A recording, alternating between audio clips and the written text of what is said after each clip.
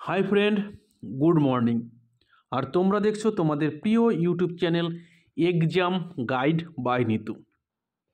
বন্ধুরা, এখন SSC GD constable পরীক্ষার শেষ মুহূর্তের প্রস্তুতি ক্লাস চলছে। আজকে নিয়ে এসেছি 13 নম্বর ক্লাস। এর আগে 12টি ক্লাস তোমাদের আমি দিয়ে দিয়েছি, তোমরা অবশ্যই দেখবে। এই প্রশ্নগুলো শুধু যে এসএসসি জিডি কনস্টেবল পরীক্ষার জন্য গুরুত্বপূর্ণ সেটা নয়, তার সঙ্গে তোমরা যারা SSC MTS, CHL, PSC food supply এবং পিএসসি ক্লাসিক পরীক্ষার জন্য প্রস্তুতি নিচ্ছ, তোমাদের জন্য কিন্তু সমান গুরুত্বপূর্ণ। তো বন্ধুরা, ভিডিওটা ভালো লাগলে একটু লাইক করে দেবে, আর চ্যানেলে যারা নতুন আছো সাবস্ক্রাইব করোনি, অবশ্যই বলবো তোমরা সাবস্ক্রাইব করে দেবে। তোমাদের জন্য এশিয়ান গেমস যেটা হয়ে গেল তার একটা ভিডিও আমি খুব তাড়াতাড়ি তোমাদের দিয়ে দেব। খুব তাড়াতাড়ি কিন্তু এশিয়ান গেমসের একটা ভিডিও তোমাদের আমি দিয়ে দেবো, অবশ্যই তোমরা দেখবে। তো চলো দেরি না করে শুরু করা যাক প্রশ্নগুলো।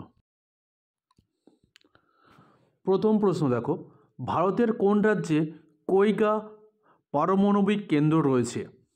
কৈগা পারমাণবিক কেন্দ্র 2020 সালে মার্চ মাসে এই কেন্দ্রটি চালু হয়েছিল। তো ভারতের কোন রাজ্যে এই কৈগা পারমাণবিক কেন্দ্র রয়েছে? তো সঠিক উত্তর কর্ণাটক। কর্ণাটকে কিন্তু এই কৈগা পারমাণবিক কেন্দ্র রয়েছে। তো একটু লাইক করে দেবে তোমরা।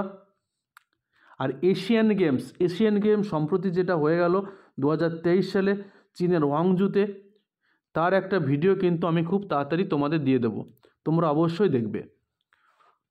পরবর্তী প্রশ্ন দেখো, নৌকার দ্বার কোন শ্রেণীর লিভার? প্রথম, দ্বিতীয় এবং তৃতীয় শ্রেণীর লিভার, ঠিক আছে, 3টে লিভার আছে। তো নৌকার দ্বার কোন শ্রেণীর লিভার? তো সঠিক উত্তর নৌকার দ্বার কিন্তু দ্বিতীয় শ্রেণীর লিভার। তো নৌকার দ্বার কোন শ্রেণীর লিভার? নৌকার দ্বার কিন্তু দ্বিতীয় শ্রেণীর লিভার। চলো নেক্সট। নিম্নলিখিত কোন খেলাটি স্পেনের জাতীয় খেলা? এই টাইপের প্রশ্ন কিন্তু তোমাদের এসএসসি জিডিতে কিন্তু খুব আসে। তো স্পেনের জাতীয় খেলার নাম কি? তো স্পেনের জাতীয় খেলা হচ্ছে ষাঁড়ের লড়াই। স্পেনের জাতীয় খেলা হচ্ছে কি? ষাঁড়ের লড়াই কিন্তু স্পেনের জাতীয় খেলা। পরবর্তী প্রশ্ন দেখো, ভারতীয় সংবিধানে কোন দেশ থেকে রাষ্ট্রীয় নীতির নির্দেশমূলক নীতির ধারণা নেওয়া হয়েছে? রাষ্ট্র পরিচালনার নির্দেশমূলক নীতি, যেটি অনুচ্ছেদ 36 থেকে 51-তে কিন্তু বলা আছে এবং ভাগ 4-এ কিন্তু বলা আছে। রাষ্ট্র পরিচালনার নির্দেশমূলক নীতি কোন দেশ থেকে নেওয়া হয়েছে? তো নেওয়া হয়েছে আয়ারল্যান্ড থেকে কিন্তু রাষ্ট্র পরিচালনার বা রাষ্ট্রীয় নীতির নির্দেশমূলক নীতির ধারণা নেওয়া হয়েছে। এবার তোমাদের আছে রাষ্ট্রীয় নীতির নির্দেশমূলক নীতি কোন অনুচ্ছেদে রয়েছে? তো অনুচ্ছেদ 36 থেকে 51 এবং ভাগ 4-এ কিন্তু বলা আছে। এছাড়া যদি দেখি আমেরিকা থেকে নেওয়া হয়েছে কি? মৌলিক অধিকার কিন্তু আমেরিকা থেকে নেওয়া হয়েছে। জার্মানি থেকে নেওয়া হয়েছে কি? জার্মানি থেকে নেওয়া হয়েছে জাতীয় জরুরি অবস্থা কিন্তু জার্মান সংবিধান থেকে নেওয়া হয়েছে। মৌলিক কর্তব্য, পঞ্চবার্ষিকী পরিকল্পনা সব কিন্তু রাশিয়া থেকে নেওয়া হয়েছে। মৌলিক অধিকার আমেরিকা, মৌলিক কর্তব্য এবং পঞ্চবার্ষিকী পরিকল্পনা এটা কিন্তু রাশিয়ার সংবিধান থেকে নেওয়া হয়েছে। ঠিক আছে, চলো নেক্সট। চরক সংহিতা অনুসারে মানবদেহের কয়টি হাড় থাকে? চরক সংহিতা অনুসারে কিন্তু মানবদেহে 360টি হাড় থাকে। 360টি কিন্তু হাড় থাকে। ঠিক আছে, এটা কি কার অনুমতে? চরক সংহিতা, যেটা চরক লিখেছিল, চরক সংহিতা অনুসারে কিন্তু মানবদেহের 306টি হাড় রয়েছে। পরবর্তী প্রশ্ন দেখো, 2023 সালে কোন বিশ্ববিদ্যালয় মৌলানা আবুল কালাম আজাদ ট্রফি জিতেছে? এই প্রশ্নটা আমি কিন্তু ন্যাশনাল স্পোর্টস অ্যাওয়ার্ড 2023-এ কিন্তু করে দিয়েছি। তো ন্যাশনাল স্পোর্টস অ্যাওয়ার্ড 2023-এর আমি কিন্তু একটা ভিডিও দিয়ে দিয়েছি। তোমরা যারা এখনও দেখোনি তো বলবো তোমরা ওটা দেখে নেবে। ন্যাশনাল স্পোর্টস অ্যাওয়ার্ড এটা কিন্তু আমি তোমাদের ভিডিও করে দিয়েছি, অবশ্যই তোমরা দেখবে, সেখানে কিন্তু অনেক প্রশ্ন পেয়ে যাবে। তো 2023 সালে মৌলানা আবুল কালাম আজাদ ট্রফি পেয়েছে কে? গুরু নানক দেব বিশ্ববিদ্যালয়। ঠিক আছে, পাঞ্জাবের গুরু নানক দেব বিশ্ববিদ্যালয় এই মৌলানা আবুল কালাম আজাদ ট্রফি জিতেছে। তোমরা অবশ্যই এশিয়ান জাতীয় গেমস এবং ন্যাশনাল স্পোর্টস অ্যাওয়ার্ড, নোবেল পুরস্কার সমস্ত ভিডিও আমি দিয়ে দিয়েছি, তোমরা অবশ্যই দেখে নেবে। চলো নেক্সট। সাধারণ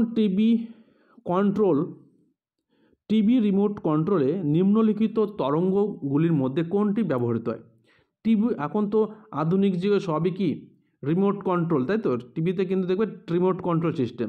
তো এই যে টিভির যে রিমোট, সেটা কোন তরঙ্গ ব্যবহৃত হয়? তো এই টিভি রিমোটে কিন্তু ইনফ্রারেড তরঙ্গ ব্যবহার করে। কি? ইনফ্রারেড তরঙ্গ কিন্তু ব্যবহার করা হয়ে থাকে। পরবর্তী প্রশ্ন বলেছে, মারাঠা পত্রিকার সম্পাদক কে ছিলেন? সঠিক উত্তর হবে বাল গঙ্গাধর তিলক ছিলেন কে? মারাঠা পত্রিকার সম্পাদক। মহাত্মা গান্ধী হরিজন সেবক সংঘ প্রতিষ্ঠা করেছিলেন। ভিকাজি রুস্তম মাদাম যাকে ভারতের বিপ্লবীর জননী বলা হয়। ভিকাজি রুস্তম মাদাম কামাকে বলা হয় ভারতের বিপ্লবের জননী। মহাত্মা গান্ধীকে কি বলা হয়?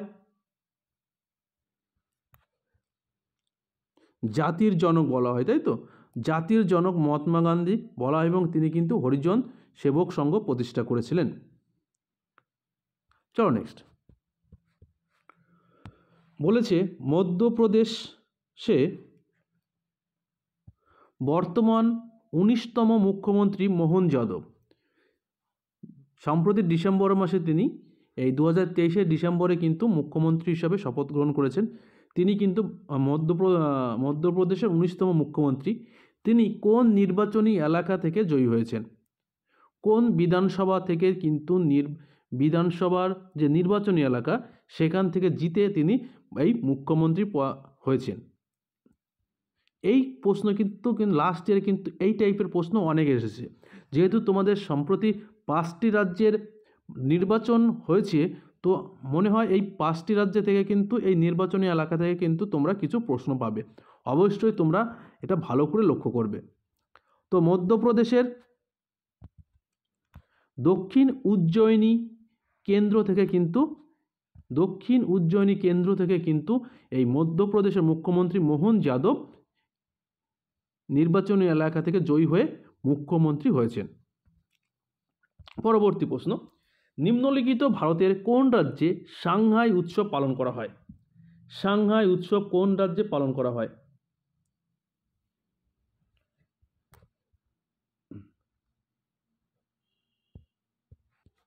তো সাংহাই উৎসবটি মণিপুর রাজ্যের একটি উৎসব। ঠিক আছে, সাংহাই উৎসবটি মণিপুরের একটি উৎসব। সাংহাই কিন্তু মণিপুরের জাতীয় পশু। তার উপলক্ষে কিন্তু মণিপুরে এই সাংহাই উৎসব পালন করা হয়ে থাকে। চলো নেক্সট। সোনালী চতুর্ভুজের কোন সড়কপথ চেন্নাই এবং কলকাতাকে যুক্ত করেছে? চেন্নাই এবং কলকাতা, যার দৈর্ঘ্য 1684 কিমি। সোনালী চতুর্ভুজ ভারতের কলকাতা দিল্লি বোম্বাই চেন্নাই কলকাতা এই সংযুক্ত করেছে। তো কলকাতা এবং চেন্নাইকে সংযুক্ত করেছে কোন সড়কপথ, যার দৈর্ঘ্য 1684 কিমি? তো NH16 এই সোনালী চতুর্ভুজটি কিন্তু চেন্নাই এবং কলকাতাকে সংযুক্ত করেছে। পরবর্তী প্রশ্ন, খাদ্যনালীতে অঙ্গ দ্বারা নিঃসৃত রস চর্বি পরিপাকে গুরুত্বপূর্ণ ভূমিকা পালন করে। খাদ্যনালীতে অঙ্গ দ্বারা নিঃসৃত রস চর্বি পরিপাকে গুরুত্বপূর্ণ ভূমিকা পালন করে। সেটি হচ্ছে পিত্তরস এবং অগ্নাশয় রস। এটা কিন্তু খাদ্যনালীতে নিঃসৃত চর্বি পরিপাকে গুরুত্বপূর্ণ ভূমিকা পালন করে। চর্বিকে পরিপাক করতে সাহায্য করে কি? পিত্তরস এবং অগ্ন্যাশয় রস। আমরা যে খাবার যে চর্বিটা খাই খাওয়ার সময়, ঠিক আছে, সেই চর্বিটা এই পিত্তরস এবং অগ্ন্যাশয় রস কিন্তু হজম করতে বা পরিপাক করতে সাহায্য করে। চলো নেক্সট প্রশ্ন। কেন্দ্রীয় সরকারের মৎস্যজীবী এবং মাছ বিক্রেতাদের উপর কেন্দ্র করে যে নতুন প্রকল্প করেছে সেটি কি? কেন্দ্রীয় সরকার মৎস্যজীবী এবং মাছ বিক্রেতাদের উপর কেন্দ্র করে যে নতুন প্রকল্প চালু করেছে তার নাম কি? তো সেটি হচ্ছে প্রধানমন্ত্রী মৎস্য সম্পদ যোজনা। প্রধানমন্ত্রী মৎস্য সম্পদ যোজনা, যেটি 2023 সালে চালু করেছে এবং কেন্দ্রীয় সরকারের মৎস্যজীবী এবং মাছ বিক্রেতাদের উপর নির্ভর করে কিন্তু এই যোজনা চালু করেছে। চলো নেক্সট। পরবর্তী প্রশ্ন, নিম্নলিখিতগুলির মধ্যে কে 2014 সালে প্রথম ভারতীয় বংশোদ্ভূত হিসাবে NBA খেলোয়াড় হয়েছিলেন? NBA 2014 সালে প্রথম ভারতীয় বংশোদ্ভূত হিসাবে NBA খেলোয়াড় হয়েছিলেন। তিনি কে? তিনি হচ্ছেন গুরসিমরান ভুল্লার। গুরসিমরান ভুল্লার 2014 সালে প্রথম ভারতীয় বংশোদ্ভূত হিসাবে NBA খেলোয়াড় হিসাবে নির্বাচিত হয়েছে। চলো নেক্সট। দেখো, NBA হচ্ছে ন্যাশনাল বাস্কেটবল অ্যাসোসিয়েশন, যেটা কিন্তু আমেরিকা খেলা হয়, ঠিক আছে। এই NBA খেলাটি কোথায়? আমেরিকায় কিন্তু খেলাটা হয়। সেখানে কিন্তু প্রথম ভারতীয় হিসাবে গুরসিমরান ভুল্লার কিন্তু এই খেলাটা খেলেছিল। ন্যাশনাল বেসবল অ্যাসোসিয়েশন, প্রথম ভারতীয় বংশোদ্ভূত গুরসিমরান ভুল্লার কিন্তু এই খেলায় অংশগ্রহণ করেছিলেন। চলো নেক্সট। ভারতের সপ্তম পঞ্চবার্ষিকী পরিকল্পনার সময়কাল কোনটি ছিল? দেখো, সপ্তম পঞ্চবার্ষিকী পরিকল্পনার অর্থনৈতিক উন্নয়নের প্রস্তাবিত হার ছিল 5%, কিন্তু সেটা অর্জন করেছিল 6%।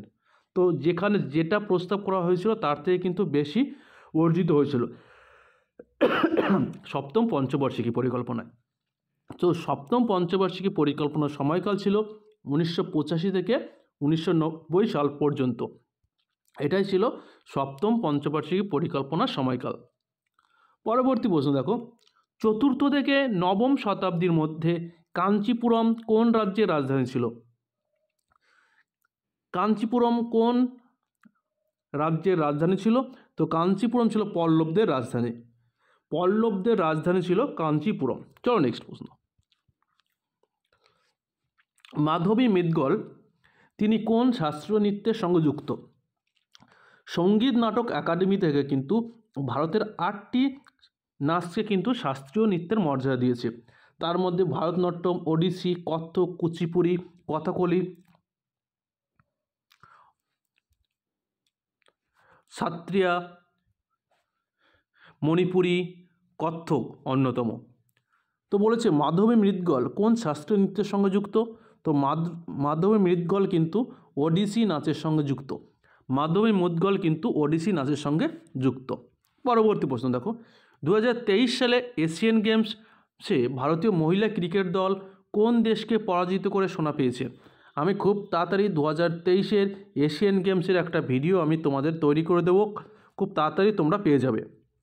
তো এশিয়ান গেমসে ভারতের মহিলা এবং পুরুষ ক্রিকেট দল উভয় দলই কিন্তু সোনা জিতেছে। তো ভারতের পুরুষ দল যারা আফগানিস্তানকে পরাজিত করে সোনা পেয়েছে, আর মহিলারা শ্রীলঙ্কাকে কিন্তু পরাজিত করে সোনা পেয়েছে। তো ভারতের মহিলা এবং পুরুষ উভয় ক্রিকেট দলই কিন্তু সোনা পেয়েছে। আর এই বছর এশিয়ান গেমসে ভারতের পদক সংখ্যা 107টি, আর প্যারা এশিয়ান গেমসে কিন্তু পদক পেয়েছিল 111টি। চলো নেক্সট। ডেথ ভ্যালি, যার গভীরতা 86, ঠিক আছে, 86 মিটার,